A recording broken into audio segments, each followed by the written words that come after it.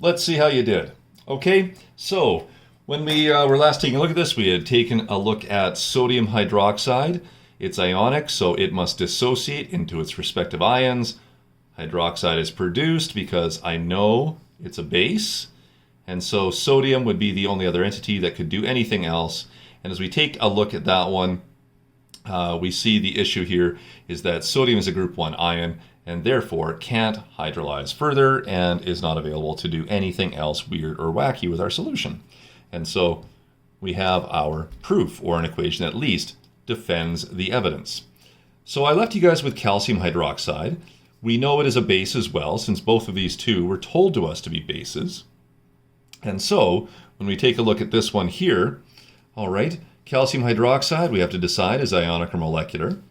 Calcium hydroxide is a group 2 metal and a polyatomic hydroxide ion, so again it is ionic. We dissociate this into the calcium and hydroxide ions.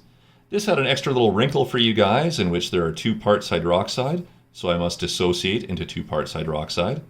And then so we get the evidence we need to be a base, and calcium being a group 2 ion cancels out. It is not allowed to react any further, so this is the finishing point here. When I say canceled out, I should be very clear here that all I'm doing is putting a little dashed line through these to tell myself or to communicate that they can't do any further ionization or hydrolysis and do anything further to influence the pH of the solution. They are still present in the solution, just like we saw in chapter 5 when we dissociated these things anyway. Here's another one that you guys were looking at. And so we had to deal with ammonia. We were told it creates a pink solution when it is tested with HPH. Well, HPH, when you looked it up, was phenolphthalein, and phenolphthalein is only pink when it is in a solution of a pH of 10 or higher. So we get to learn that ammonia is a basic solution. So when we take a look at ammonia, non-metallic nitrogen, non-metallic hydrogen, it is definitely molecular. Your molecules will react directly with water, no dissociation step. All right, so they'll react directly, so it's just NH3 plus water. It is reacting with it. This would be ionization or hydrolysis, and I know I get to write OH minus because it's tested as a base. Well, water lost a hydrogen to make this, so where does that hydrogen go? It had to go to your original ammonia to make the ammonium ion, or NH4, with a 1 plus charge. So I hope you guys were able to match those. I've got a couple more here that are going to give you a shot or a try at it. I'm going to zoom in on these because it was brought up in one of the meets that it's kind of hard to read my writing on some of the resolutions that we have. So I'll see if I can't zoom in a bit here and show a little bit more of what's going on for question number 5.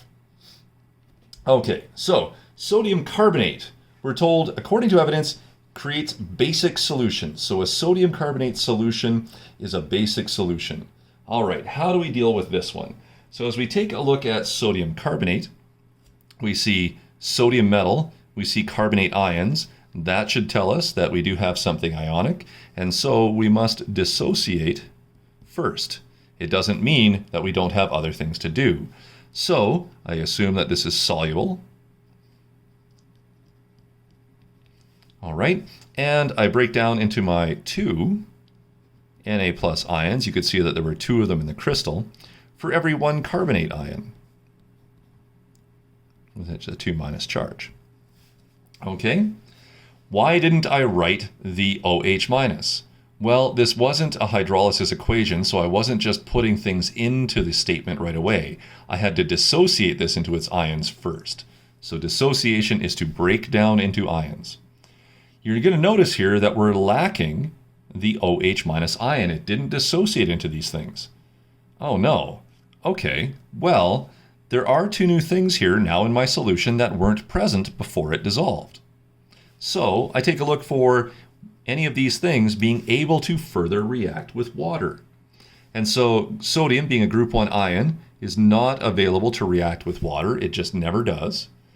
So that must mean that carbonate, which isn't group 1 or group 2 ion, and it's not nitrate, this must be the guy that is going to react with water. So I'm going to take my carbonate, come down over here, and I'm going to write a second equation. All right, I have carbonate with its 2 minus charge. it must be the thing that is reacting with water to produce the OH ion, to prove that this is a base, and I just have to see what else would be made. So carbonate, water, hydroxide ion. The only source of hydroxide would be my water, so there's an extra hydrogen. That has only one place to go, and it would go to my carbonate ion to create hydrogen carbonate ion. Something like that. And so we have dissociation, which didn't prove the base, so there must be a second step of ionization. A little bit more going on, right? So let's take a look at another one. So for this one here, all right, in number 6, I have sodium hydrogen carbonate, which is your baking soda. Baking soda, when I test it, will turn a solution, or will appear as a blue solution when I test it with bromothymol blue. So what we do is we go to our chart and we look at what indicators show for a relative pH when we have a particular color. When we take a look at that one, we find out that HBB is blue at a pH of greater than 7.6. So therefore, this is another base. All right, let's see what happens. So we take a look at our sodium carbonate here. We have to decide, is it ionic or molecular? I see sodium again, so pretty sure it's ionic. That must mean the hydrogen carbonate ion is the polyatomic ion that completes the neutrality ratio. So here we have ionic, and so that must mean I have to dissociate first. So sodium hydrogen carbonate must go through a dissociation step, and that would of course give us sodium 1+ ions and HCO3 1- ions. So in dissociation, we don't get any hydroxide again. So now we have to go figure out which one of these things could react with water to ultimately give us hydroxide ions. And so sodium, being that group 1 metal, just like in all the previous examples, is not available for a reaction with water. Group 1 metals just don't react this way, or group 1 ions don't react this way with water. So that must mean it has to be the hydrogen carbonate ion, and so I will start a new statement beginning with that one. So HCO3 with a 1- charge. All right, this must be the guy that reacts with water in hydrolysis. And so I have to create, because it's a base, some OH- ions. So I can write those directly away. And then so that must have come from my water. I have no way to create OH from the other entities, and so there must be an extra hydrogen that goes to the bicarbonate, and we create H2CO3. And now we have a statement that proves the ionization or hydrolysis to prove that this solution is a base. Okay. So there's 2 more examples. What I will have you do before you watch the next video is try number 7.